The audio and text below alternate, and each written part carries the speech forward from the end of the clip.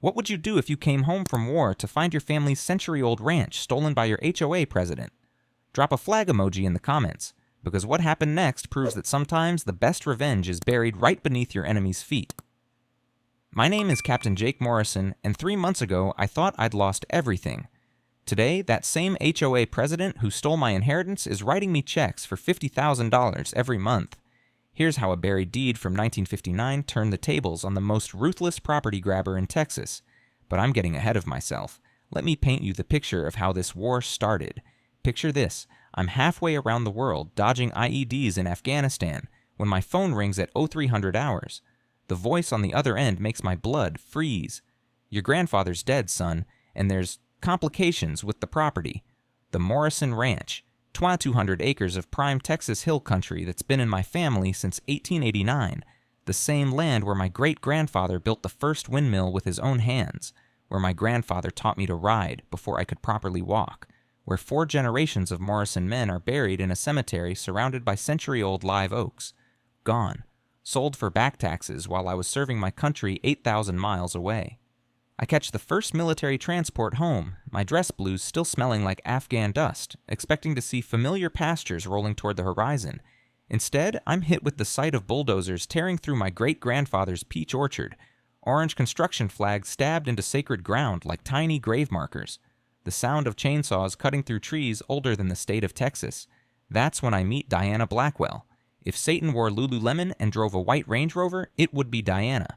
54 years old. President of Hillcrest Estates HOA, and the kind of woman who measures her neighbor's grass with a ruler just to write violation notices. She's standing in what used to be my grandmother's rose garden, directing workers like a general commanding an invasion. "You must be the Morrison boy," she says without looking up from her tablet. Her voice has that honey over poison sweetness that sets your teeth on edge. Shame about your grandfather. Military families never quite grasp the importance of civic responsibility, do they? She hands me a folder thick with legal documents. Foreclosure papers claiming $47,000 in unpaid property taxes. My bank statements prove every payment was made automatically, but somehow the county has no record of receiving them. Convenient.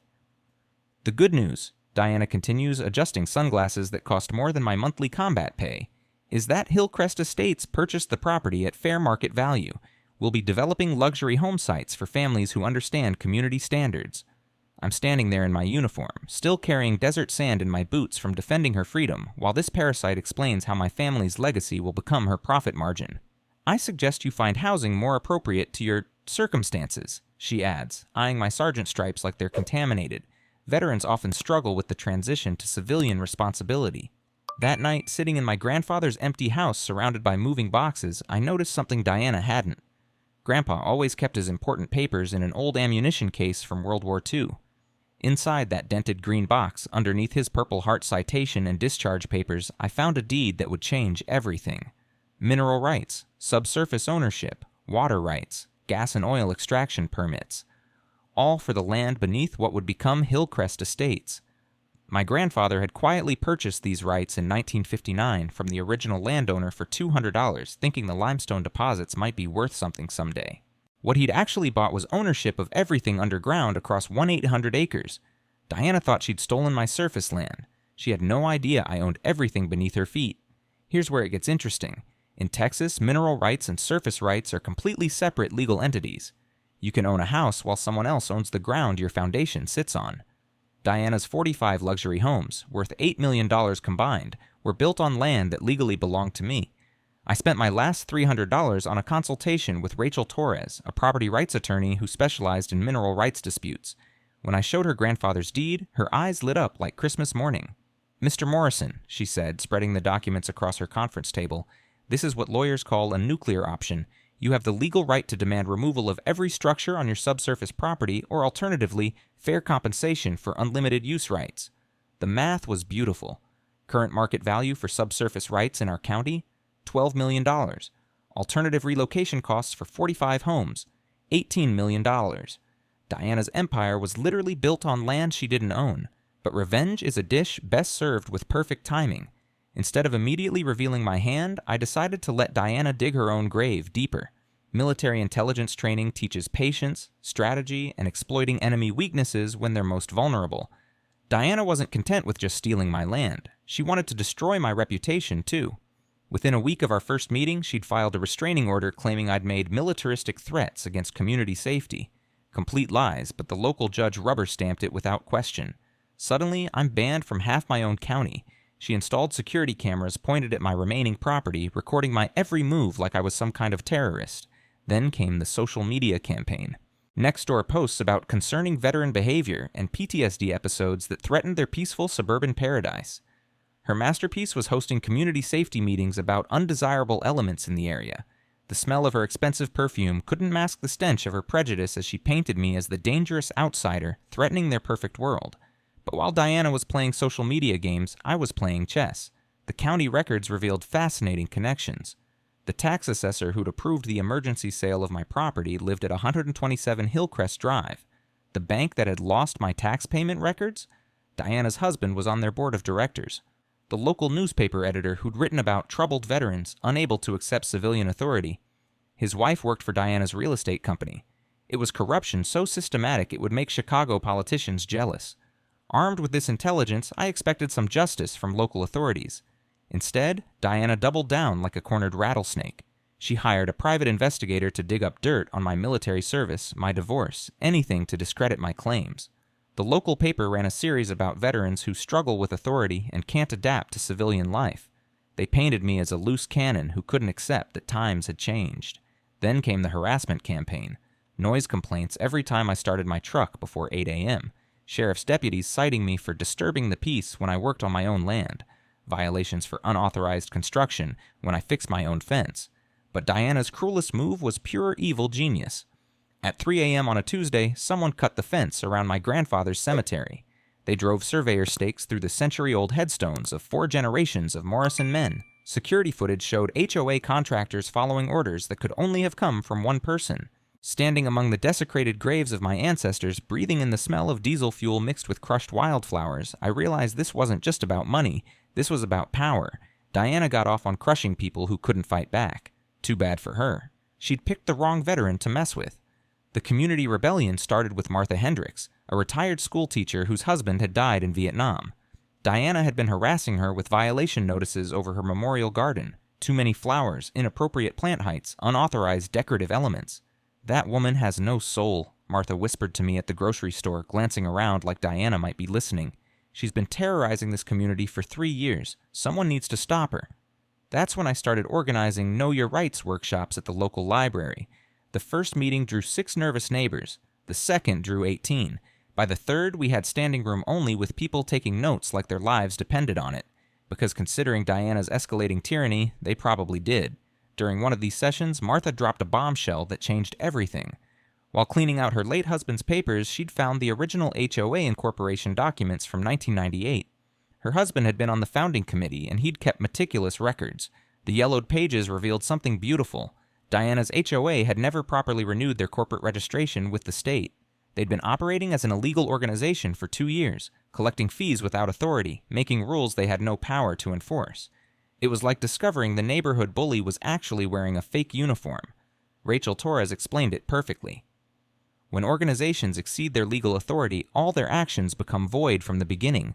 It's as if they never happened. But Martha wasn't finished delivering knockout punches. Tom Bradley, a retired Marine whose immaculate lawn had earned him 3 separate violations for excessive maintenance standards, had been quietly investigating the Community Improvement Fund. What he found made my blood boil. $127,000 missing over 3 years, all traced to Diana's landscaping company, Blackwell Beautification Services. While residents paid higher fees for community maintenance, Diana was funding her personal business empire with their money. The community pool told the story perfectly. Green algae thick enough to walk on, broken filtration systems held together with duct tape, and pool furniture that looked like it belonged in a junkyard. Yet Diana's company had billed $40,000 for premium aquatic maintenance services just last year. When confronted at the next community meeting, Diana's response was pure desperation, disguised as authority. She hired 2 security guards to maintain order, scheduled votes during working hours when most residents couldn't attend, and threatened legal action against anyone spreading lies and misinformation. The meeting was like watching a dictatorship collapse in real time. Diana stood at the podium, her voice getting shriller with each challenge, while angry homeowners demanded answers she couldn't provide. This is what happens when outside agitators infiltrate our peaceful community, she declared, pointing directly at me. Certain people can't accept that property changes hands legally in America. Martha stood up, her teacher's voice cutting through the chaos like a blade through silk. Diana, I've lived here longer than you've been alive. This isn't about outside agitators, this is about a board member stealing from her own neighbors. The applause that followed rattled the windows. Watching Diana's composure crumble as her own community turned against her was sweeter than Texas barbecue, but I was just getting started. Rachel called me at dawn on a Thursday that changed everything. Her voice was shaking with excitement as she said, "Jake, you need to sit down for this. I found something that makes Diana's worst nightmare look like a pleasant dream." The discovery came from deep in the county archives. When Hillcrest Estates was originally developed in 1998, the builder had only purchased surface rights from the previous landowner. All subsurface rights, including mineral extraction, foundation support, and underground access, had been retained by the original family. My grandfather had quietly purchased those rights in 1959 for $200, thinking the limestone deposits might be valuable someday. What he'd actually bought was the legal foundation beneath every mansion in Hillcrest Estates. All 45 homes were technically built on property that now belonged to me. The implications hit like a tactical nuclear strike. I could legally demand the removal of every structure built on my subsurface property. Estimated relocation cost, $18 million. Alternatively, the homeowners could purchase subsurface rights from me at fair market value, $12 million for the entire development. When Rachel broke the news to Diana's legal team, their 900 per hour attorney requested an emergency meeting that cost them $30,000 in one afternoon. Their conclusion was devastating. My legal position was unassailable. Insurance companies wouldn't cover property rights disputes of this magnitude. The foundation of their entire community literally belonged to the veteran they'd tried to destroy. I watched Diana's world crumble through binoculars as moving trucks appeared throughout Hillcrest. Real estate agents swarmed the development like vultures. Home values crashed overnight as word spread that title insurance might not cover these properties. The sound of Diana's fountain pen hitting the marble conference table during that emergency meeting became the audio signature of her downfall. Her $1.8 million mansion was now worth whatever I decided to charge for the land beneath it. Martha called that evening, her voice bubbling with laughter. "Jake, honey, Diana's been driving around the neighborhood for 4 hours just circling like a lost dog. I think she's having some kind of breakdown." Tom was more direct. "That woman thought she was playing chess with a country boy. Turns out you were playing three-dimensional chess while she was still learning checkers. When you hold nuclear weapons, you don't just push the button. You build a strategy that maximizes impact while minimizing collateral damage." Rachel assembled a legal dream team that would make Pentagon strategists jealous. A military property rights specialist who'd never lost a veteran's case, a forensic accountant who could trace dirty money through more layers than a wedding cake, and a real estate expert whose valuations had stood up in federal court. Our war room was my grandfather's old study, maps and documents covering every surface like a military operation. The smell of old leather and coffee mixed with the electricity of impending victory as we planned our three-phase campaign. Exposure, negotiation, and if necessary, total enforcement. Dr. Jennifer Walsh, our forensic accountant, had traced every stolen dollar with surgical precision. "Diana's embezzled $380,000 over 4 years, she announced, spreading financial charts across the oak table. Pool maintenance, landscaping contracts, security services that were never provided. She's been running a one-woman crime syndicate disguised as community management." The evidence arsenal was devastating. Original mineral rights documents from 1959, forensic analysis of forged tax papers showing different ink compositions, HOA financial records revealing systematic self-dealing, video evidence of illegal property modifications, all time-stamped and authenticated.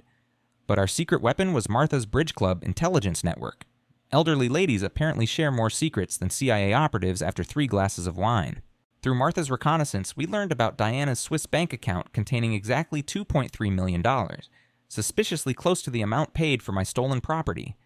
Tom had organized something beautiful, a veteran support convoy from 6 counties, all coming to witness justice being served. These weren't weekend warriors. These were combat veterans, Purple Heart recipients, men and women who'd bled for the Constitution that Diana had trampled. Our media strategy was surgical. Press packets highlighting the contrast between my grandfather's Bronze Star service and Diana's theft of veteran property. Social media campaigns featuring the family cemetery behind enemy lines. Anonymous tips to investigative journalists about systematic corruption in local government. Rachel had prepared multiple settlement scenarios from total victory to reasonable compromise. We'll offer them 3 options: she explained, her voice carrying the confidence of someone holding a royal flush. Return all stolen property plus damages, purchase subsurface rights at fair market value, or face complete evacuation and criminal prosecution. The insurance revelation was psychological warfare at its finest. Homeowner policies specifically excluded property rights disputes. Title insurance companies were already refusing to defend the impossible position of owning homes built on someone else's land. Most residents would lose everything if forced to relocate their foundations. During our final strategy session, we discovered something that made victory even sweeter. Environmental soil analysis revealed that HOA construction had contaminated the aquifer with runoff from improperly installed drainage systems. Diana's development violated EPA regulations, giving us federal jurisdiction and potential criminal charges that could add decades to her eventual prison sentence. Martha's infiltration of Diana's inner circle produced our final intelligence coup. Diana was planning to flee to Switzerland if the legal case went against her. Her escape plan included liquidating assets, transferring funds offshore, and disappearing before criminal charges could be filed. She'd underestimated how quickly federal authorities move when stolen military property and environmental crimes are involved. The community center parking lot looked like a military mobilization at 6 p.m. sharp. 40 motorcycles and pickup trucks formed a precise perimeter, their American flag decals catching the evening light like battle standards. Combat veterans in leather jackets stood at attention, creating an honor guard that would make Arlington National Cemetery proud. These weren't weekend warriors. These were men and women who'd bled for the Constitution Diana had trampled. Inside, tension was thick enough to cut with a bayonet. 250 residents packed every seat, with local media crews positioning cameras like they were covering a presidential summit. County Sheriff Williams positioned his deputies at every exit, officially for crowd control, but really to prevent a certain someone from making an unscheduled departure. Diana arrived fashionably late in her white Range Rover, flanked by her 900-per-hour attorney, whose briefcase probably cost more than most people's monthly salary. She strutted through the crowd like a queen addressing peasants, her designer suit a stark contrast to the working-class folks she'd been terrorizing for years. "Ladies and gentlemen," she began, her voice carrying that practiced politician's cadence that sounds sincere but feels like fingernails on a chalkboard, "I've called this meeting to resolve an unfortunate misunderstanding with our neighbor, Mr. Morrison." The condescension was so thick you could taste it. Here was a woman who'd stolen from her own neighbors, embezzled community funds, and committed federal crimes, lecturing a combat veteran about misunderstandings. "Despite his military service, which we all respect," she continued with fake sincerity, "certain legal complexities require adult supervision. I'm prepared to offer a generous settlement that reflects our community's appreciation for veterans." That's when I stood up, and the room fell silent except for the whisper of leather jackets shifting as 40 veterans straightened in their seats. "Diana," I said, my voice carrying the calm authority that comes from facing real enemies in real combat, "I appreciate the offer, but before we discuss settlements, let's discuss ownership." I nodded to Rachel, who activated the projector with theatrical precision. The original 1959 mineral rights documents filled the screen in glorious high definition, complete with my grandfather's signature and the county clerk's official seal. "These documents prove that I own the subsurface rights beneath every mansion in Hillcrest Estates," I announced, watching Diana's face drain of color faster than her bank account. "That means every foundation, every basement, every septic system sits on property that legally belongs to me." The gasps from the crowd sounded like air being sucked from the room. Real estate agent Patricia Wells, whose own house sat on my property, whispered, "Oh my God," loud enough for the back row to hear. "The current market value for purchasing these subsurface rights is $12 million, I continued, savoring every word. "Alternatively, all 45 homes can be relocated at an estimated cost of $18 million. Diana's attorney was frantically packing his briefcase, probably calculating how quickly he could distance himself from this legal catastrophe. The sound of expensive Italian leather snapping shut echoed through the stunned silence, but I wasn't finished. "Since we're discussing property ownership, let's also discuss theft." Martha stood up like a star witness, her smartphone gleaming in her trembling hand. "I have recordings of Diana confessing to forging tax documents and embezzling community funds. Would you like to hear them?" The audio was crystal clear, Diana's wine-loosened voice bragging about how easy it was to fool stupid government clerks and redirect tax payments to create artificial delinquencies. That's when FBI agent Rodriguez stepped forward, his federal badge catching the fluorescent lights. "Diana Blackwell, you're under arrest for wire fraud, conspiracy, embezzlement, and violations of the Service Members Civil Relief Act." The community center erupted like a stadium after a winning touchdown.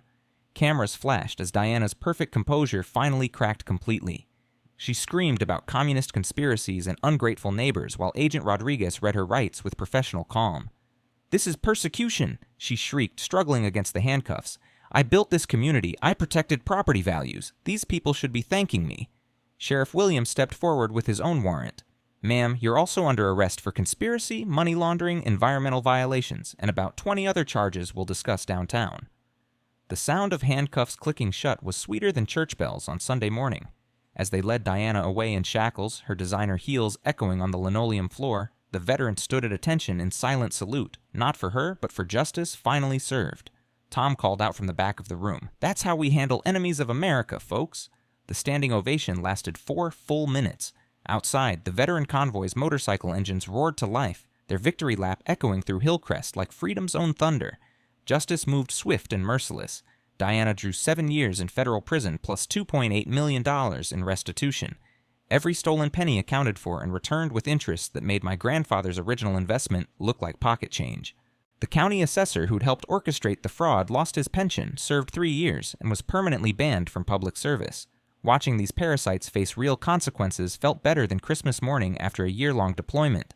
Within 8 months, my family's 2,200 acres were fully restored to legal ownership. The new HOA board, led by Martha as president and Tom as treasurer, operated with radical transparency that would make government agencies jealous. Monthly financial reports, open book policies, and a constitutional amendment requiring unanimous approval for any expenditure over $1,000. No more dictators, no more secret deals, just neighbors helping neighbors live in peace. The subsurface rights negotiation became a model for fair dealing. Instead of bankrupting 45 families to satisfy my desire for revenge, I sold the mineral rights at 25% below market value, $9 million spread over 15 years with zero interest. Call it a veteran's discount for people who'd been deceived by criminals. Personal healing came in unexpected ways. I built my new ranch house on the hill overlooking our family cemetery where I could see my grandfather's restored headstone every morning and evening. The rose garden was replanted with heritage varieties that filled the air with the same sweet fragrance I remembered from childhood visits. Those roses had survived wars, droughts, and corrupt HOA presidents. They were tougher than Texas itself. The community transformation exceeded everyone's expectations. Martha's presidency brought competence and kindness to HOA management. Tom organized monthly veteran support groups that helped former soldiers navigate property rights issues before they became legal disasters. Our library workshops expanded statewide, teaching citizens how to protect themselves from municipal corruption and HOA abuse. We've trained over 3,000 people in property rights law, and not one has lost their home to fraudulent foreclosure since. But the crown jewel of our victory was the Morrison Veterans Legal Defense Fund, established with $1.2 million from the settlement proceeds. This program provides free legal representation for military families facing property theft, ensuring no veteran returns from deployment to find their inheritance stolen. In 3 years, we've won 47 cases and recovered over $18 million in stolen veteran property. Our success rate is 100% because we've learned that bullies fold when faced with superior firepower and unbreakable resolve. The legal precedent for my case became required reading in law schools nationwide. Rachel Torres now travels the country teaching property rights seminars at veteran organizations. The Morrison Doctrine protects military families from predatory local governments and corrupt HOAs. Personal happiness found me when I least expected it. I married Sarah Beth Williams, the librarian who'd helped research those crucial property documents in the early days of our fight. We adopted 3 children whose Army father died in Iraq, giving them the stable home and family legacy that every military child deserves. Our ranch operates as both a working cattle operation and a retreat center where veterans find peace among people who understand their sacrifices. The sound of children's laughter echoes across the same pastures where my great-grandfather once drove cattle to market. The phone call came last Monday. A Navy veteran from Oregon whose city was trying to seize his family farm through eminent domain abuse. "Sir, I heard what you did in Texas," he said, his voice carrying the same desperation I'd felt 4 years ago. "Could you help me fight these bastards?" Looking across my wall of thank you letters from veterans nationwide, Purple Heart recipients, Gold Star families, and combat survivors who'd reclaimed their stolen property using our legal playbook, I felt my grandfather's proud smile warming the room. "Son," I told him, "pack your legal documents and get ready for war. Justice isn't finished yet." The sound of children laughing in the restored rose garden drifted through my office window, mixing with the gentle melody of Grandpa's wind chimes. Some battles end with surrender, others end with victory so complete that the enemy's defeat becomes everyone else's liberation. This is what happens when David doesn't just beat Goliath, he teaches every other David how to use a slingshot. Drop a comment about your worst HOA nightmare. Let's expose these petty tyrants together. Hit that subscribe button if you want more stories of underdogs who fought back and won. Thank you for watching HOA Justice, where neighbors stand up against HOA corruption and karma comes knocking. If you enjoyed this story, smash that like button, share your thoughts below, and subscribe for more real-life neighborhood drama and justice stories every week.